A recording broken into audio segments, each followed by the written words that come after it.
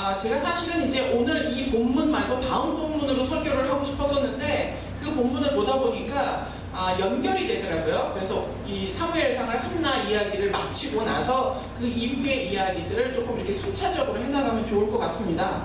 오늘 본문 읽었던 배경에 나오는 엘리 제사장은 바로 저희가 한나 때 이야기했던 그 제사장, 그 엘리가 맞습니다. 오늘 이제 본문의 배경은 어떠하냐면 하나님께서 주셨던 이 말씀은 내가 이스라엘에서 노예되었던 너희를 이렇게 끌어내가지고 너희에게 나를 섬기는 제사장을 삼고 제사장 나라를 삼고 이렇게 복을 주었는데 어떻게 너희가 나를 이렇게 경멸할 수가 있느냐, 나에게 드리는 제물을 중간에 뺏어가고 막 그 하나님 앞에 드리는 예배나 제사를 엉망으로 드리고 하는 일을 너희가 할 수 있느냐, 내가 너에게 너희 가문이 영영토록 내 앞에서 온전하게 제사쟁직을 할 거라고 약속을 했지만 이제 내가 그 약속을 파기하겠다.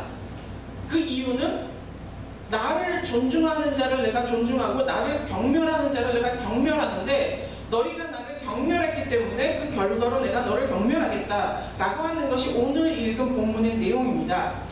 아시다시피 엘리 제사장에게는 홈느와 비느하스라고 하는 두 명의 아들이 있었는데 그 두 아들들의 행실이 굉장히 좋지 못했습니다.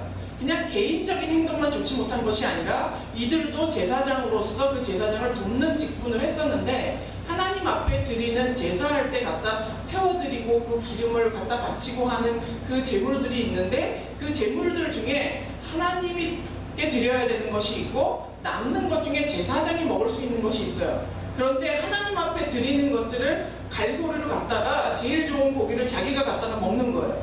그러니까 있을 수도 없는 일. 지금으로 치면 여러분들이 드리는 11조, 감사헌금, 정말 최고의 것들을 목사가 중간에 하나님한테 드리지 않고 갖다가 자기가 착복을 하는 거와 같은 그보다 더 심각한 죄를 이 아들들이 졌어요. 그리고 그 안에는 이 회막에서 예배를 드릴 때 이제 소 잡고 양 잡고 하다 보면 그 이제 그릇 같은 피를 받는 그릇이라든지 이런 제기가 있을 거 아니에요? 그것을 씻고 설거지하고 하는데 위에서 그 회막에서 일하는 여인들이 있었어요. 그 이 홈느와 비느하스가 그 여인들과 동침하는 일들을 벌일 정도로 완전히 타락의 끝까지 가 있는 상황이 엘리의 두 아들들의 상황이었습니다. 오늘 요즘 같은 시대에는 사실 가족이라고 하는 관계가 많이 해체되어 있는 것을 보게 됩니다. TV 프로그램에도 나 혼자 산다 이런 프로그램이 있고 혼자서 사는, 저도 지금 혼자서 살고 있는, 우리 목사님은 항상 저를 독거노인이라고 하시는데 혼자서 살고 있지만 이제 이 사회의 형태가 바뀌다 보니까 혼자서 살고 가족과 떨어져 지내고 긴밀하게 사는 일들이 이제 점점 없어지다 보니까 근데 모든 가치관들이 나 혼자 잘 살면 된다라고 하는 쪽으로 많이 가고 있습니다. 제가 이제 한 6년 전쯤에 여성학을 가르친 적이 있습니다. 원래는 이제 다른 신학도 가르치지만 여자 교수가 많지 않다 보니까 여성학을 가르치게 됐는데 이 여성학을 가르치면서 사실은 저도 몰랐던 많은 것들을 알게 됐어요. 우리나라 이제 교육 가운데 남녀 차별이 굉장히 많이 내재되어 있구나. 예를 들면 초등학생들을 담임선생님이 평가할 때 여학생을 평가하는 이야기와 남학생을 평가하는 얘기가 똑같은 현상인데 다른 거예요. 여자애가 막 자기 의견을 막 얘기하면 얘는 고집이 세고 자기 주장이 강하다 이렇게 평가가 되고, 남자애들이 그렇게 막 자기 이야기를 하면 얘는 리더십이 있고 용감하다 이렇게 평가가 되는 거예요. 예를 들면 어떤 그런 배경을 가지고 이제 뿌리 깊게 문화 속에 있는 남녀의 차별들이 많이 있다는 거를 저도 이제 연구를 하면서 많이 알게 됐는데, 이 연구하는 과정 가운데 저도 굉장히 문제의식을 갖게 된 게 뭐냐 하면 이 사회가 경제적으로 어렵다 보니까 부부가 맞벌이를 하게 되는 거예요. 맞벌이를 어쩔 수 없이 하게 되니 돈이 있는 집안에서는 어쨌든 할머니든 사람을 모셔서 이렇게 아이를 돌보겠지만 그렇지 못한 대부분의 그냥 서민의 가정들은 아이가 그 열쇠를 목걸이처럼 매달고 다니면서 하루 종일 혼자 지내는 거예요. 어쩔 수 없이 먹고 살아야 되니까. 근데 그 아이들이 하루 종일 보내는 시간의 대부분을 인터넷이나 미디어, TV 이런 거를 통하여서 자신의 시간을 다 보내고 있는 거예요. 그러다 보니 아이들의 정신은 피폐해져 버리는 거죠. 몸뚱아리는 점점 크지만 정신은 전혀 양육받지 못하는 거예요. 그러니까 가정 교육도 없어져 버리고 지금은 교회 교육도 없어져 버리고 가고 있는 추세예요. 왜냐하면 애들 주일날도 학원 가야 되고 공부해야 된다고 엄마 아빠들이 다 애들을 빼돌려요. 그러다 보니까 교회 교육도 그냥 눈치 보면서 뭐 한 20분, 30분 가지고 간신히 교육을 할까 말까. 학교 교육은 이미 뭐 무너진 지 너무나 오래전이고요. 그러니까 아이들이 정서적으로나 정신적으로 뭐 지식적으로는 모르겠으나 교육받을 수 있는 곳이 아무것도 없어요. 그러다 보니 그때 당시가 5, 6년 전인데도 불구하고 앞으로 이 아이들이 성인이 되면 더 많은 심각한 문제가 생길 것이다. 이 아이들이 자라나서 기성세대가 되어 이 사회를 주도할 때는 너무나 더 많은 흉악한 범죄가 일어날 것이다. 그때 이제 저도 그런 이야기를 나누었던 기억이 나요. 그런데 비단 한 5년 정도밖에 지나지 않는데 요즘 저희가 포털 사이트나 뉴스와 신문을 보면 어떤 이야기들이 있죠? 초등학생들이 너무나 과감한 범죄들을 저지르고 있고 지금 뭐 묻지마 폭행이라든가 묻지마 범죄가 사람을 죽이는 아무 이유 없이 사람을 죽이는 일들이 너무 만연한 시대가 되어버렸다는 거예요. 그러니까 어린 시절에서부터 아이들은 마치 그냥 속빈 강정처럼 속이 아무것도 없이 공허한 상태로 황폐하게 되어버리고 있고 그게 지금 우리의 사회가 되어버렸어요.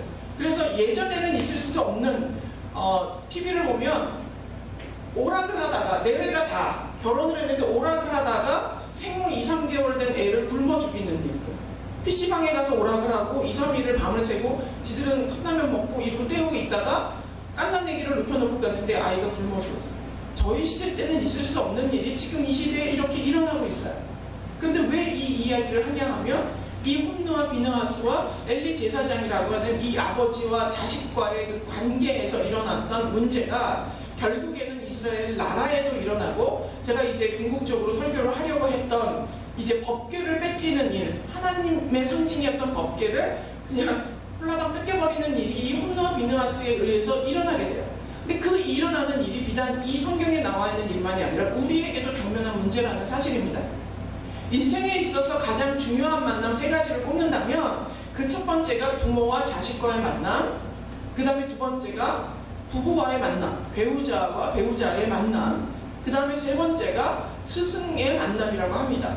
그것이 영적인 멘토이든 아니면 내 삶에 어떤 지침을 주는 멘토이든 간에 스승과의 만남, 이 3종류의 만남이 그 사람의 인생을 결정짓는 중요한 만남이라고 하는데 오늘은 이제 그 부모와 자식과의 만남, 배우자와 서로 부부간의 만남에 대해서 이야기를 나누려고 합니다. 이 세 만남의 특징은 쉽게 끊을 수도 없고 내가 원한다고 해서 원하는 대로 만나지는 것도 아니에요. 저는 신앙생활을 하면서 오랜동안 기도 제목이 뭐였냐 하면 좋은 목사님을 만나는 거. 내가 목사가 되고도 내가 정말 아낌없이 섬길 수 있고 그분의 모든 것을 존경하면서 배울 수 있는 담임 목사님을 만나는 게 너무 큰 기도 제목이었어요. 어려서부터 신앙생활을 했지만 그러한 분을 만나는 것조차도 쉽지 않은 거예요. 그래서 이 만남은 내가 원한다고 해서 다 만나지지 않아요. 배우자와의 만남도 마찬가지고 부모와 자식 간의 만남은 이미 그건 나의 선택과 상관없는 만남이기 때문에 내 손을 떠난 만남이에요. 이런 만남들이 내 뜻대로 할 수 없는 만남이 내 인생을 주도하고 있는 거예요.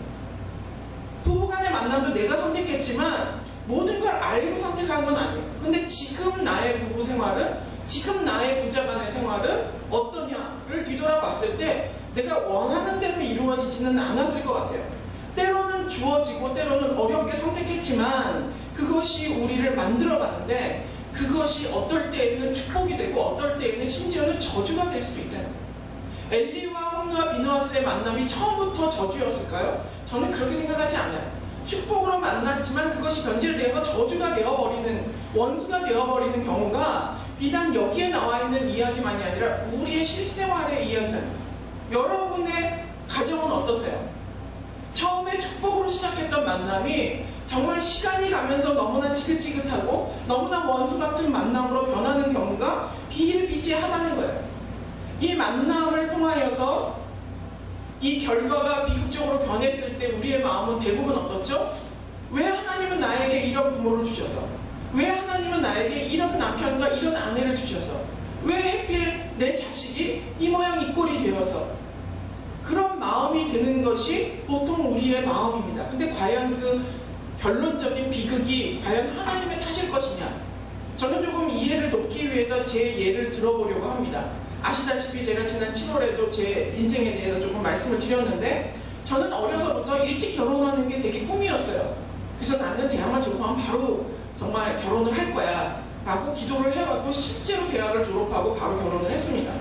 대학 생활 내내 결혼에 관련된 책, 결혼을 잘하기 위해서, 그리고 대학생활 내내 노트에다 기록하면서 하나님 앞에서 온전한 배우자를 구하기 위해서 노트를 두 바닥을 가득 채울 만큼 배우자를 위한 기도 제목들을 채워놓고 4년 동안 기도를 했었어요. 그리고 만났는데 그 만난 사람이 정말 내 기도 제목에 완벽하게, 거의 완벽하게 부합하는 사람이었어요.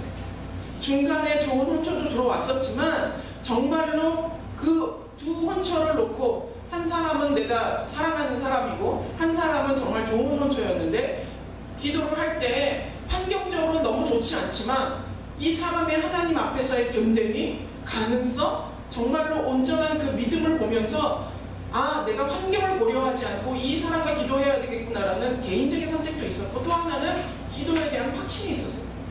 하나님이 저로 하여금 그 기도 제목 노트를 다시 보게 하시면서 아, 내가 이런 기도를 했었지, 이 사람이 바로 이 사람이었구나라는 확신을 가지고 기도를 했어요.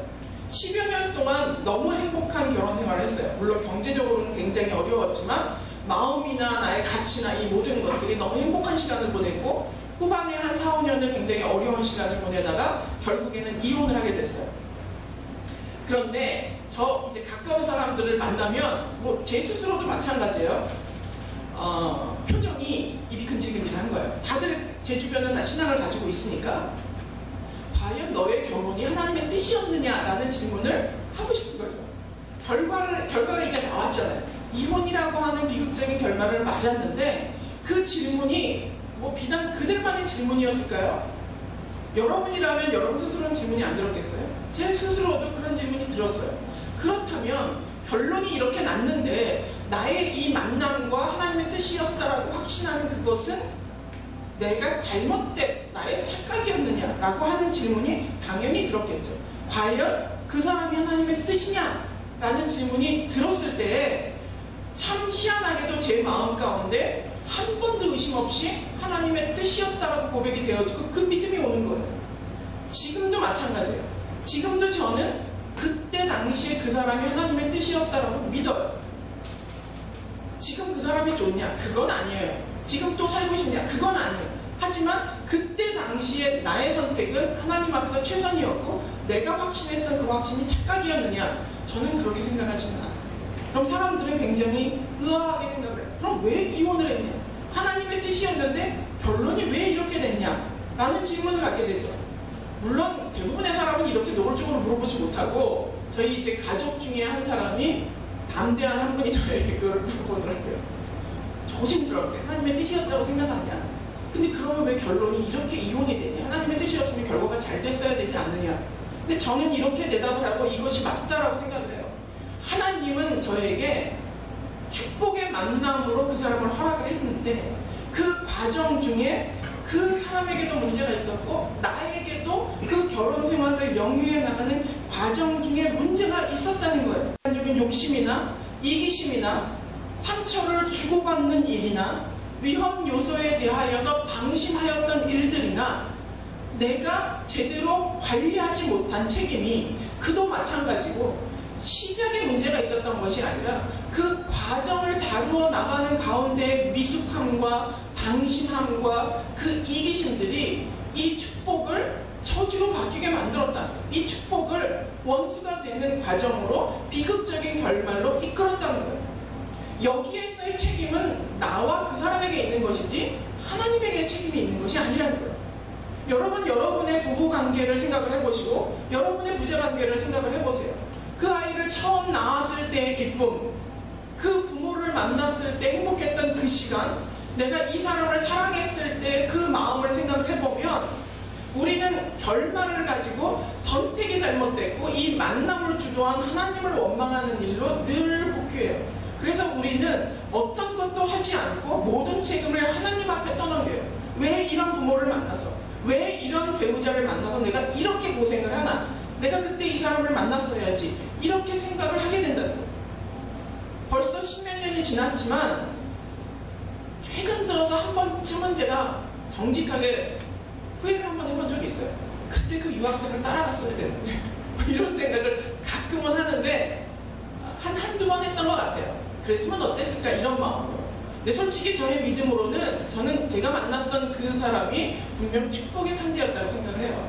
그 사람도 그 결혼 생활이라는 과정 중에 조심을 했어야 하고 나도 경계를 하고 애를 써서 그 과정을 잘 만들어서 시작의 축복이 마무리의 축복으로 갈 수 있도록 하는 그 과정의 책임을 졌어야 하는데 우리는 사실 이 과정을 너무 쉽게 생각하고 모든 것에 문제가 발생하면 상대에게 책임을 넘겨버리거나 아니면 하나님을 원망하는 쪽으로 해버린단 말이에요.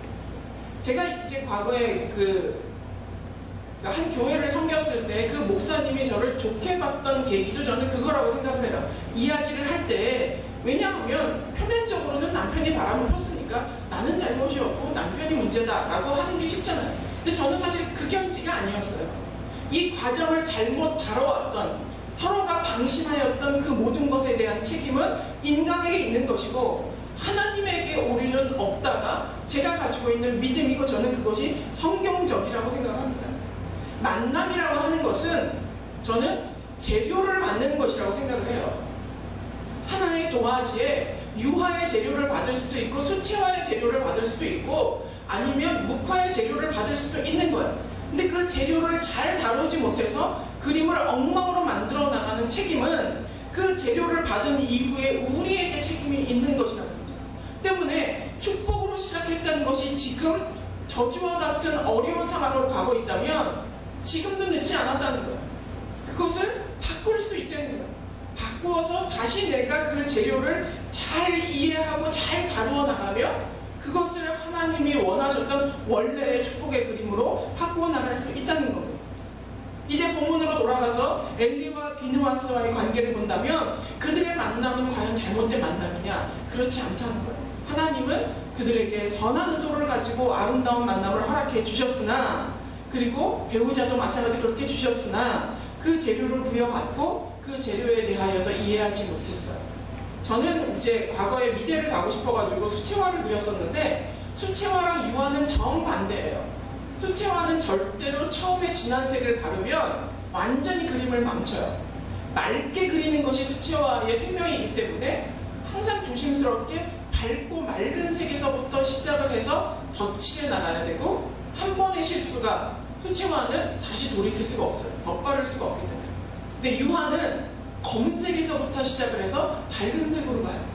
그래서 검은색 진한 거를 덧칠을 하면서 맨 나중에 하이라이트를 칠해가는 게 유화예요. 완전히 상반돼요. 똑같은 그림이고 똑같은 서양화일 수 있지만 그 재료를 다루는 방법이 완전히 달라요. 우리가 만난 배우자를 다루는 방법도 똑같은 예술이고 똑같은 그림이라도 완전히 다를 수 있는데 어찌 보면 수채화처럼 다루어야 되는 사람을 내가 유화처럼 다루었을 수도 있고 유화처럼 다루어야 되는 사람을 내가 수채화처럼 다룰 수도 있다는 거예요. 우리가 조금 더 조심하고 그것을 알아서 서로 배려하면서 과정을 만들어 갔어야 된다는 거죠. 그럼 성경은 이 홈느와 비느하스와의 문제에 대해서 어떻게 이야기하고 있느냐? 그 첫 번째의 1차적인 책임을 부모에게 묻고 있어요. 하나님은 오늘 읽었던 본문처럼 그 1차적인 책임을 부모에게 묻고 있다는 거예요. 물론 그 행동을 했던 악행을 했던 당사자가 징벌을 받지만 홈리와 비느하스에게 나타나지 않고 하나님의 엘리 제사장에게 나타나서 먼저 책망하시는 거예요. 네가 어찌하여 이 아이들을 이렇게 양육을 했느냐? 내가 약속했던 것을 취소할 수밖에 없게 만든 너에게 1차적인 책임이 있다는 거예요. 잘못된 방법을 택했건 더 혼냈어야 하는데 하지 않았건 그거에 대한 책임이 엘리에게 있다는 거예요. 물론 저는 제가 생활을 하면서 아이들에게도 꼭 해주고 싶은 얘기가 있어요. 자녀에게도. 저도 자녀이지만 자녀에게 해주고 싶은 얘기가 엄마든 아빠든 엄마도 처음 결혼을 해보는 거예요. 그죠? 처음 애를 낳아보는 거고 저 같은 경우는 처음 이혼을 해보는 거예요. 너무 당황스럽고 어떻게 해야 될지 모르는 패닉의 상황이 부모에게도 와요. 정말 사춘기 아이들은 정신병자라고 할 정도로 이상한데 사춘기 아이들을 처음 접해보니까 이 아이들을 어떻게 다뤄야 될지를 모르는 거예요. 근데 자녀들은 항상 부모들은 이미 다 알고 있는데 안 하고 있다고 생각해요.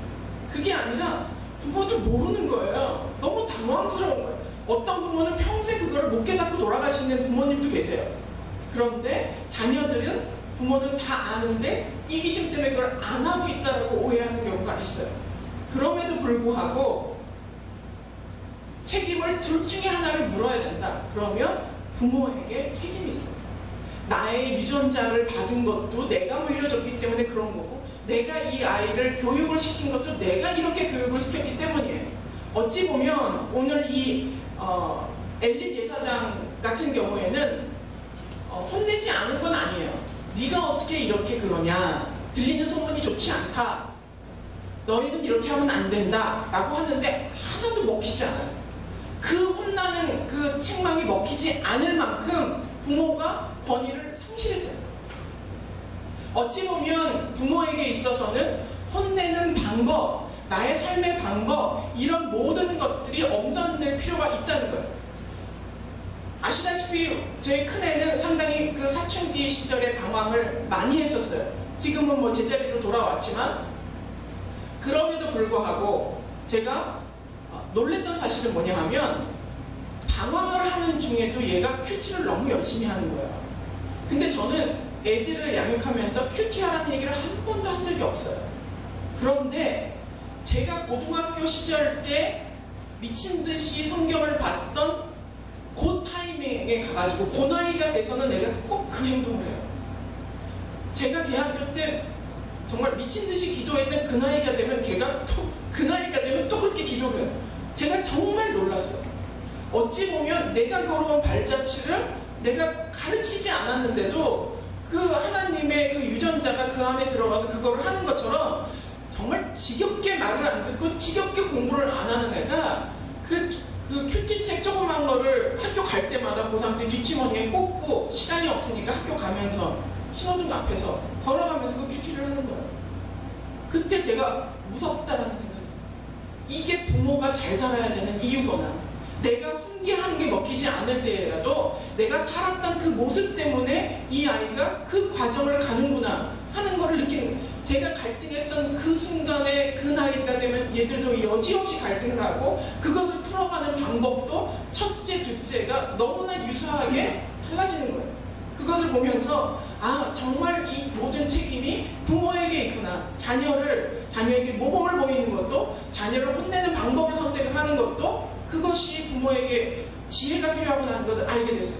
별의별 방법을 다 써봤어요. 무술로도 보고, 정말 카텐봉을 뜯어다가 엎드려 뻗쳐해가지고 때려도 보고, 혼내는 방법은 안 먹히더라고요. 매번 혼내는 방법은 큰애한테는 안 먹혔어요. 둘째는 혼내는 방법이 먹혀요. 그러니까 둘이 재료가 다른 거예요. 그 다른 재료를 지혜롭게 다루었으면 참 좋았겠구나 하는 후회가 들 정도로 그 모습이 아이들에게서 나타난다는 것입니다. 오늘 사무엘상 2장 29절에 하나님이 이렇게 얘기합니다. 너희는 어찌하여 내가 내쳐서 명령한 그 재물과 예물을 발로 밟으며 네 아들들을 나보다 더 중히 여겨 내 백성 이스라엘이 드리는 가장 좋은 것으로 너희를 살찌게 하느냐. 참 재미있는 사실은 제대로 혼내지 않고 하나님을 제대로 섬기는 법을 가르치지 않은 것에 대해서 하나님의 평가가 나보다 네 자식을 더 중하게 여겼다는 거예요. 진짜 의아한 거죠.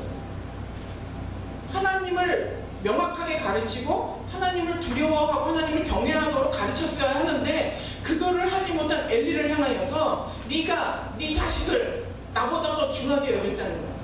물론 제사장이니까 하나님한테 바치는 제물을 대신 먹어서 하나님이 그 고기가 먹고 싶어서 그랬을까요? 저는 그렇지 않다고 봐요. 오늘 현대로 적용을 해본다면 생각보다 부모는 자식 눈치 굉장히 많이 봐요. 자식들은 모르구나. 자식 눈치를 굉장히 많이 봐요. 배우자 간에도 막 어떤 윽박지는 대상이 있다 하더라도 마찬가지로 상대방의 눈치를 서로 봐요. 그래서 그 눈치를 보느라고, 그래 많이 힘들지, 오늘은 쉬어라, 그래 공부해야 되니까, 수능해야 되니까, 그래 너 당장 시험이 있으니까, 이 이유를 들어 저 이유를 들어서 하나님을 경외하는 것을 가르치는 것보다 이 아이의 비율을 맞추기 위해서 노력을 한다면, 내 아내와 내 남편의 비율을 맞추기 위해서 이것저것 양보하기 시작을 한다면, 우리는 하나님의 비율을 맞추는 것보다 사람의 비율을 맞추는 것이 훨씬 더 월등하게 올라가고 있다는 거예요. 이게 하나님께서 말씀하시는 핵심이에요. 네가 네 자식보다 네 배우자보다 나를 더 무시하고 배우자를 더 높이 여기는구나. 그 사람의 비율을 더 높이 여기는구나. 근데 결국에는 그렇게 하는 거에 대한 결과가 그 가문의 해방이라는 거예요. 결국 자식을 위하는 길이냐? 결국 나의 배우자를 위하는 길이냐? 그렇지 않다는 거예요. 가장 그 가정을 책임질 수 있는 가장 우선된 방법은 모든 멤버가 하나님을 두려워할 수 있도록, 하나님을 경외하는 신앙을 가질 수 있도록 끊임없이 가르치고 주입하고 얼르고 설르고 해서 그 길로 가도록 만드는 것, 그것이 가장 우리가 책임져야 되는 우선의 내용이라는 겁니다. 그러면 그렇게 하지 못한 엘리 가문에 대한 증거는 무엇이냐? 벼락이 떨어지는 것, 그것이 중요한 것이 아니라 하나님이 손을 놔버리는 것. 네가 나를 멸시했으니 나도 그냥 너를 멸시할 것이다. 이 손을 놓는 게 뭐 대단하냐? 대단한 거야. 왜냐하면 지금 이 땅은 사탄이 주도하고 있는 세상이야. 하나님이 100% 주도하고 있는 세상이 아니라 공중권세 잡은 자 사탄이 이 지구상을 주도하고 있어서 그들이 가장 큰 힘을 가지고 이끌어가고 있을 때 하나님이라고 하는 우산이 제껴지는 순간 우리는 하늘에서 내려오는 그것이 벼락이든 우박이든 폭우든 모든 것에 다 노출될 수밖에 없어요. 우리가 주중에 하나님을 기억하십시오, 말씀을 읽으십시오, 기도하십시오, 믿는 사람을 만나십시오 하는 이유는 그 우산이 벗겨지지 않도록 하는 방책인 거예요. 처음에는 몰라요. 이슬 위에 정말 옷이 젖는다고 처음에는 몰라요. 그냥 비슷비슷한 것 같은데 시간이 지나서 보면 어느새 그 사탄의 권력 아래 완전히 젖어버려 있는 나를 발견하게 된다는 겁니다. 하나님과의 신앙은 무조건적이다라고 생각을 하는데 절대로 무조건적이지 않아요. 하나님의 신앙은 조건적이에요.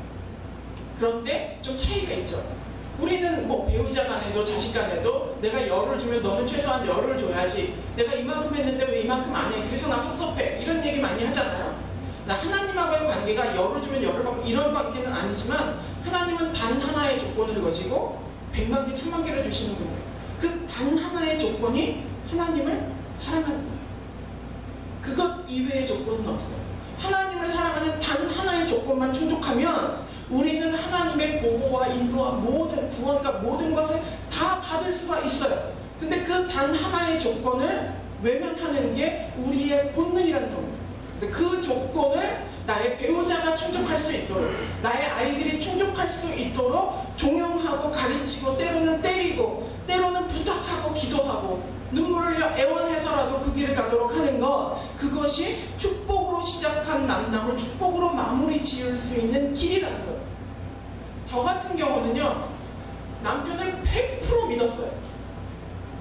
목사니까. 근데 제가 목사가 돼서 깨닫는 건, 아, 이게 아니구나. 목사랑 다르지 않구나를 아는데, 그때 목사가 아니었으니까.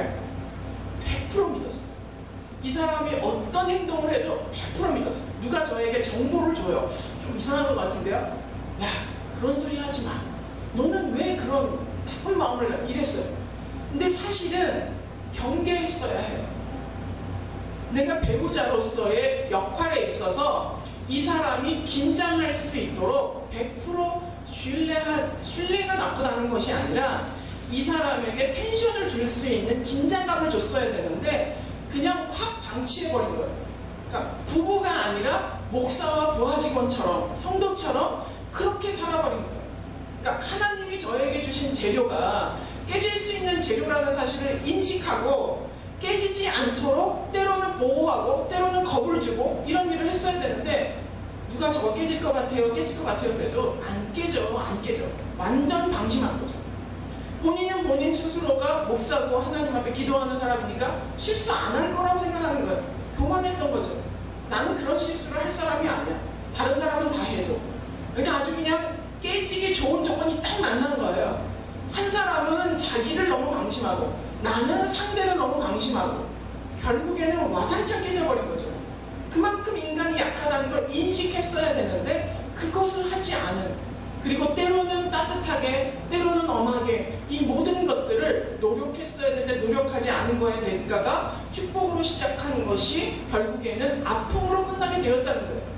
근데 아픔으로 끝났다고 해서 이것이 완전 아니야, 이 사람은 아니었어, 내가 미쳤었어, 그거는 아니라는 거예요. 여러분의 인생에서 때로는 건강도 그래요.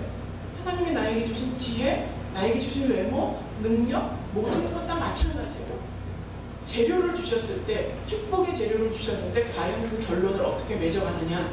그냥 눈치 보느라고 방치하면 결국에는 그 결론이 저주와 같은, 슬픔과 같은 결론이 내려질 수도 있다는 겁니다. 엘리 제사장 가문을 보면 여기는 제사장 가문이니까 하나님이 이렇게 엄격했지. 그런데 어떻게 하면 좋아요? 시장 시대에 와서 하나님은 너희는 왕같은 제사장, 모든 사람을 제사장이라고 했어요. 때문에 목사의 가문에만 해당되는 이야기가 아니라 여러분 모두에게 해당되는 얘기예요. 여러분 요즘 정말 목사 까는 일은 일도 아니잖아요. 그냥 목사나 내나 똑같다. 저도 그렇게 생각해요. 평신도나 목사나 뭐 권위주의 이런 거 없다고 생각해요. 그만큼 여러분에게도 책임이 들어있는 거예요. 여러분도 제사장과 같은 직분의 삶을 사는 거고 그 가정도 제사장 가문이에요. 때문에 이 엘리에게 추궁했던 하나님의 책망이 나와 나의 가정에도 똑같이 주어질 수 있다는 것, 주어질 수 있다는 걸 반드시 기억하고 위기의식을 가지셔야 된다는 거예요. 그러면 만약에 과거로 돌아가서 엘리가 어떻게 했어야 하느냐를 살펴본다면 자녀들의 잘못에 대하여서 무섭게 혼냈어야 돼요. 다시는 그러지 않도록. 그리고 그 말이 먹힐 수 있도록 자기가 모범의 삶을 살아줬어야 돼요. 엘리가 정말로 신실했는데 홈리와 비나스가 그랬을까? 홈리와 비나스의 죄가 너무나 강팍하고 너무나 악하지만 엘리가 그렇게 신실한 제사장은 또 아니었다는 사실이죠. 때문에 그의 말이 권위가 먹히지 않는 거예요. 행동으로 보여주고 삶으로 보여줬어야 되는 그 일을 엘리가 하지 못했다는 거예요. 엘리가 자식들에게 이렇게 얘기해요. 내 아들들아, 그렇게 하지 말라. 그렇게 나쁜 짓 하지 말라는 거예요. 내게 들리는 소문이 좋지 아니하니 너희가 여호와의 백성으로 범죄하게 만드는도다. 사람이 사람에게 범죄하면 하나님이 심판하시려니와 만일 사람이 여호와께 범죄하면 누가 그를 위하여 간구하겠느냐 하되 그들이 자기 아버지의 말을 듣지 아니하였으니 이는 여호와께서 그들을 죽이기로 뜻하셨습니다. 진짜 무서운 거예요. 그들의 마음을 돌이키지 않도록 그냥 방치해두는 것이 가장 큰 징벌이라는 거예요. 근데 문제는 엘리는 알고 있었어요. 사람이 하나님께 범죄하는 것은 누구도 중간에 뜯어말릴 수 있는 존재가 없다는 걸 알면서도 그냥 들리는 소문이 좋지 아니하다. 이 정도에서 끝난 거예요. 홈리와 비나스는 때문에 멈추지 않았어요. 엘리는 자식의 눈치를 보다가 하나님보다 자식을 우상으로 삼았다라고 하는 평가를 받고 그 가문이 완전히 몰살당하는 그런 일을 경험하게 된다는 거예요. 지금 우리는 과정 중에 있어요. 아직 깨지지 않았고 아직 그 축복의 변질이 그렇게 깊지 않아요. 회복할 수 있는 시간이 있어요. 그렇다면 하나님이 나에게 잘못된 것을, 저주된 것을 준 것이 아니라 축복된 것을 주셨다는 걸 믿고 그 과정에서의 미스가 있었다는 걸 돌아보면서 다시 우리 가정을 회복하기 위하여서 최고로 하나님을 두려워하고 경외하는 가정으로 만들어 가야겠다 라고 하는 책임의식을 갖는다면 회복의 기회는 있다는 거예요. 아이들도 마찬가지라고 생각을 합니다. 제가 혼자 됐을 때가 현이가 초등학교 4년이었고 둘째는 그야말로 손톱이 뽀송뽀송한 그냥 애기였어요. 거의 아직도 그냥 엄마밖에 모르는 그런 아기였어요. 저는 돈 버는 재주는 하나도 없었어요. 할 줄 아는 거는 교회 일하는 거하고 공부하는 거. 그러니까 돈과 관련된 재주는 하나도 없었어요. 고민이 되는 거예요. 돈이 없으니까 아이를 학원에 보낼 수도 없어요. 그러면 얘네를 좋은 대학에 보내기는 이미 장기적으로 봤을 때 현실적으로 쉽지 않은 일인 거죠. 그리고 나도 이제 생업정선으로 나가야 되니까 이 아이를 돌보는 일은 너무 어려운 일이에요. 얘네들도 어쩔 수 없이 방치돼야 하는 일인데 때문에 선택할 수밖에 없었어요. 누구도 도와줄 수 없는 상황이었어요. 그래서 딱 하나 선택한 것이 신앙을 선택한 거예요. 다른 거 아무것도 요구하지 않아요. 공부 열심히 해라, 뭐 어째라 하는 거 잔소리하고 막 애 때리고 이런 거 안 했어요. 다만 주일날 교회 안 가요. 애 대해서는 정말 무섭게 가기 싫다 그래도 보냈어요. 교회가 조금 멀었었는데 그러면 자기 늦잠 자서 못 간다 그러면 그 전날 보내요. 전날 보내는 아는 집에서 재워. 그래가지고 교회 출석하게 만들고. 그렇게 했어요. 그리고 수련회 1년에 한 번. 아이들하고 약속을 했어요. 내가 다른 거 요구하지 않는 거예요. 주일날 교회 가는 거. 여름에, 겨울에 수련회 가는 거. 이거는 꼭 해달라고. 저는 아이들 학교를 가본 적도 없고 아이들의 교육에 그렇게 관심 있는 사람은 아닌데 제가 혼자 되고 나서부터는 아이들이 수련회 가면 쫓아갔어요. 쫓아가서 옆에서 기도하는 거예요. 그리고 막 같이 가서 막 뭐 예를 들어서 사춘기 애들은 부모님 원망하고 이런 거 막 회개하는 시간이 있으면 같이 옆에 가가지고 내가 잘못했다, 나를 용서해라, 어떻게든 얘가 은혜 받게 하려고 정말 수련회까지 쫓아가가지고 가서 막 같이 눈물 흘리고 기도하고, 쫓아가지 못할 때는 2박 3일이면 2박 3일 동안 금식하면서 기도하는 거예요. 막 보통 저녁에 이제 집회를 하잖아요. 그 막 저녁 시간에 집회하는 시간에 막 기도하는 거예요. 하나님을 제발 경험하게 해달라. 내가 이 아이들을 어떻게 컨트롤할 수가 없어요. 나가서 무슨 짓을 하든 내가 어떻게 할 수가 없어요. 그러니까 본인의 양심의 기준이 서지 않는 한 아무것도 어떻게 할 수 없다는 것 때문에 그거 하나 선택하고 갔어요. 아이들이 변했냐? 변하지 않았어요. 수련회 갔다 와서 은혜 받았니? 뭐 그렇지 뭐. 시큰둥해요. 그렇게 몇 번의 수련회를 다녀오면서도 여전히 말 안 듣고 여전히 틱틱거리고 여전히 공부 안 하고 그렇게 시간을 보내고 지나갔는데, 결국에는 본인에게 있어서 인생의 중요한 위기가 왔을 때 하나님 앞에서 자기가 돌아오는 거예요. 자기 인생에서 자기가 회복해야 되는 때가 있을 때에 절대 부모랑 상의 안 하잖아요. 거의 대부분 하나님하고 대면해서 그 일들을 풀어가기 시작을 하면서 자리를 잡기 시작을 하는 거예요. 학벌 좋지 않아요. 그렇게 정말 간신히 이렇게 해서 했는데도 불구하고 자기가 자기의 인생을 찾아가기 위해서 노력할 때 하나님이 또 다른 재능을 주셔서 제가 볼 때 취직은 잘할 수 있을 것 같아요. 가서 외국어라든지 이런 것들을 배워나가는 능력이 진짜 탁월해요. 그런 걸 보면 말로만 공부가 중요한 게 아니다. 정말 청소년을 담당하신 그 목사님들 하시는 얘기가 카이스트 서울대 보내놓으면 뭐하냐고. 딸 자식 임신해가지고 대학교 들어가자 입학해서 임신해가지고 돌아오고 카이스트 가서 자살한다고 뛰어내고 비일비재한 정말 무엇이 중요하냐는 거죠. 이제 자녀를 양육하시는 분들에게 있어서는 내가 이 자녀라고 하는 재료를 어떻게 하나님 우선으로 키워낼 수 있느냐가 고민이 되고, 이제 또 결혼 생활을 유지하고 계신 분들은, 또 앞으로 결혼을 해야 되는 분들은 나에게 부여된 이 축복의 재료를 지금 내가 축복으로 여기고 있는지, 그렇지 않고 있다면 변질된 거거든요. 이 과정 중에 무엇이 잘못됐는지를 뒤돌아보고 다시 한번 우리 가정이 하나님 앞에서 다시 올바로 설 수 있도록 기도하고 회개하고 이 가족의 책임을 지는 영적인 가장으로서 이 일을 감당하겠다라고 하는 고백이 있으시기를 바랍니다. 저희가 이제 둘째가 미국에 있다 보니까 왔다가 나갔다 할 때 조금 의미 있게 1년에 한 번, 때로는 2년에 한 번 조금 이렇게 형식적으로 가정 예배를 드리는 때가 있어요. 그 가정 예배 때는 지난 1년 동안의 자신의 변한 모습들을 이렇게 이야기를 해요. 그냥 상황들을 얘기해요. 이렇게 보냈다, 이렇게 보냈다 하면서 상황을 얘기할 때마다 각자 다른 곳에 머물러 있는데요. 미국에 있고 한국에 있고 또 자기의 또 삶을 살고 있는데 하나님이 그 1년 동안 일하신 거에 대한 고백이 다 있는 거예요. 이만큼 만들어가고 또 여기는 이만큼 만들어가고 여기는 이만큼 만들어가고 그 만들어가신 분량이 거의 엇비슷해요. 그렇게 성장을 해서 또 만났어요. 그리고 또 이번에 이제 군대 가기 전에 7월 마지막 날 또 똑같은 1년이 되었는데 그때 또 모여서 예배를 드렸는데 또 그 1년 동안의 고백이 또 다른 거예요. 그러면서 마지막에 같이 이제 기도하기 전에 고백했던 것이 2년 후에 우리가 다시 만나서 이 예배를 드릴 때 각자의 모습이 기대가 된다는 거예요. 하나님이 나를 만들어 가신다. 때로는 어려움이라고 하는 속에서 만들어 갈 거고, 또 때로는 저 같은 경우는 고독이라고 하는 곳에서 만들어 갈 거고, 또 한 사람은 도전이라고 하는 곳에서 만들어 갈 거고, 그렇게 해서 이제는 저라고 하는 선을 통하여서 이 아이들이 그 영적인 것을 먹어가는 게 아니라 각자의 너무나 굳건한 라인이 생긴 거예요.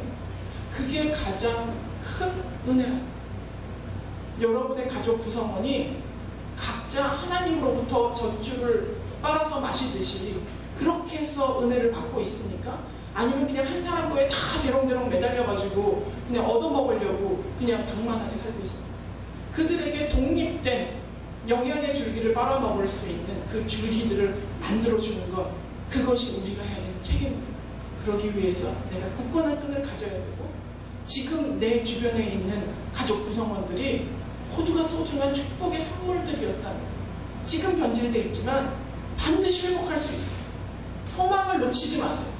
반드시 회복할 수 있어요. 왜냐하면 원래 좋은 재료였기 때문에, 원래 축복으로 주셨던 거기 때문에, 저처럼 중간에 실패하고 나서 나머지 재료를 가지고 이제 만회해 보려고 하면서 행복감을 느끼는 사람도 있겠지만, 여러분들은 실패하지 않으셨으니까 있는 재료 모두를 다 가지고 다 살려서 나중에 정말 하나님을 찬양하는, 중간에는 나에게 져주고 왼수와 같은 존재인 줄 알았더니 알고 보니 이렇게 좋은 재료였군요, 알고 보니 이렇게 좋은 축복이었군요 라고 고백할 수 있는 여러분 되시기를 바랍니다.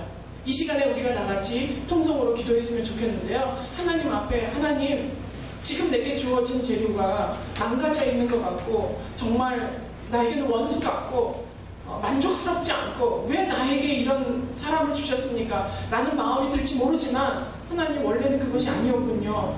과정에 뭐가 문제가 있었나 봅니다. 하나님, 돌이키기 원합니다. 무엇보다 하나님을 사랑하는 개인이 되기 위하여서 노력하겠습니다. 각자가 서로를 사랑하는 것보다 먼저 하나님을 사랑하는 가족이 될 수 있도록, 저희가 그렇게 될 수 있도록 만들어 주시옵소서. 내 책임입니다. 하나님, 나를 용서해 주시옵소서. 내가 먼저 변하겠습니다. 그리고 하나님, 우리 가정을 축복하여 주셔서 모두가 축복의 줄기를 굳건하게 붙잡고 있는 가족 되게 해달라고 이 시간에 통성으로 기도하겠습니다. 하나님 아버지, 감사합니다. 하나님 아버지께서 만남의 축복을 하나님을 주셨는데, 내가 선택하지 않고 만난 부모님이나 내가 선택하지 않고 만난 자녀들을 하나님 아버지 얼마나 아름답고 소중한 존재로 허락하여 주셨는데, 하나님 아버지, 지금은 너무나 버릴 수 없는 것 같은, 아버지 정말로 뜻대로 움직여지지 않는 것 같은 그런 아픈 마음을 가지고 있으니까, 하나님 아버지, 이 과정 중에 무언가가 문제가 있습니다. 하나님 아버지, 돌이키게 하여 주시옵소서. 하나님을 최우선으로 여길 수 있도록 교육하게 하시고, 때로는 그 재료를 잘못 이해하여서 내가 잘못 다루었다면 그 재료를 잘 이해하고 정말로 사랑의 마음으로, 아버지, 때로는 눈물로 기도하고 때로는 부탁하며 때로는 아버지 엄하게 교육하며 하나님께로 인도할 수 있는 지원을 베풀어 주시옵소서. 하나님 아버지, 저희들에게 사랑하는 배우자를 허락하여 주셨는데, 하나님 아버지, 재료의 문제가 있었다는 것이 아니라 선택의 문제가 있었다는 것이 아니라 내가 이 배우자를 잘못 다루었습니다. 하나님 아버지, 용서하여 주시옵소서. 하나님 아버지, 이 배우자와 함께 축복으로 시작하며 축복으로 마무리 지을 수 있는 은혜를 베풀어 주시옵소서. 하나님을 무엇보다 두려워하며 하나님을 경외하며 하나님의 죄의 우선이 될 수 있도록 내가 먼저 몸을 들게 하여 주시옵시고, 아버지, 상대를 향하여서 내가 가장 좋은 것을 선물할 때 하나님을 선물할 수 있도록 주여를 베풀어 주시옵소서. 우리 인생 가운데 우리가 추구하는 길이 무엇입니까? 여호와 하나님 이외에 아무것도 없사오니, 주님 아버지여, 나만 구원하고 나만 하나님을 사랑하는 것이 아니라 나의 사랑하는 자녀들과 나의 배우자가 하나님을 믿고 사랑하는, 그리고 하나님 오시는 가장 아름다운 축복의 가정이 될 수 있도록 주여 은혜를 베풀어 주시옵소서. 지금 아버지 힘들어졌다고 해서, 지금 과정이 어렵다고 해서 난감하지 말게 하시며, 아버지 소망의 문을 놓치지 않게 하고 지금부터 다시 시작하여 하나님 아버지의 축복을 받은 가정이 될 수 있사오니, 주님 아버지, 그 믿음과 소망을 잃지 않는 저희들 될 수 있도록 주여 은혜를 베풀어 주시옵소서. 주님께서 주의 은혜를 베풀어 주시옵소서. 이 지구상은 사탄이 지배하고 있어서 저희가 아무리 몸부림쳐도 때로는 원하지 않아도 아버지, 그 사탄의 지배를 받으며 하나님을 향하여 달려가는 것이 어려운 지경 가운데, 그 과도기 가운데 살아가고 있습니다. 이때 하나님이 저희들의 손을 놓으시면, 이때 하나님이 저희들의 자녀의 손을 놓으시면, 이때 하나님이 저희 배우자의 손을 놓으시면, 이때 하나님이 저희 부모님의 손을 놓으시면 회복할 길이 없습니다. 하나님 아버지, 축복으로 향하셨던 저희들의 가정, 한 사람 한 사람이 가장 먼저 하나님을 사랑하게 하시고, 나보다 먼저 하나님을 소중히 여기게 하시고, 그 누구보다도 먼저 하나님을 두려워하고 경외할 수 있는 믿음을 주님 허락하시고,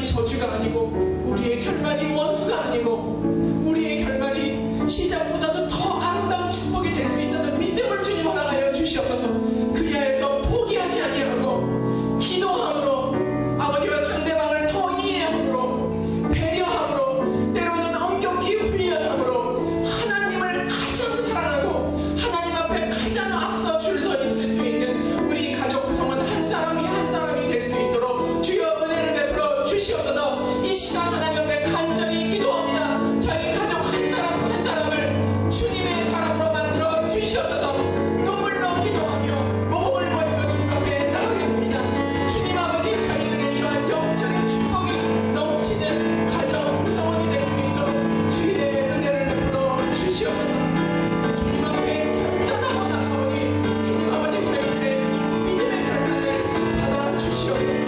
주님께서 함께해 주신 것을 믿고 감사드립니다. 주의 은혜를 부어 주시옵소서. 이제는 그의 머리 되신 예수 그리스도의 은혜와 하나님 아버지의 무한하신 사랑과 성령님의 감동, 감화, 교통하심이 이제 믿음의 결단을 통하여서 축복으로 허락하셨던 그 선물들을 다시 축복으로 만들기 위하여서 그 과정의 어려움을 이기고 포기하지 않고 믿음을 가지고 담대하게 나가기로 결단하고 약속하는 사랑하는 강남우리교회 성도들의 머리 위에 이제로부터 영원토록 함께 하시기를 축원하옵나이다. 아멘.